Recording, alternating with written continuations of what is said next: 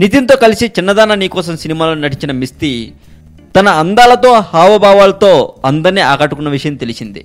అయితే ఈ మధ్య రిలీజ్ అయిన ట్రైలర్లో మిస్తీ లుక్ లాంచ్ చేశారు. ఓ సీనియర్ నటుడితో రొమాన్స్ చేసే సన్నివేశంతో వేషను మించిపోయి హావభావాల్ని పలికించింది ఈ భామ.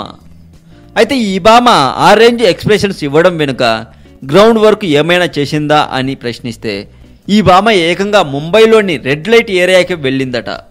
అక్కడ రియాలిటీలో వేషలు ఏం చేస్తారో పరిశీలించి వచ్చిందట.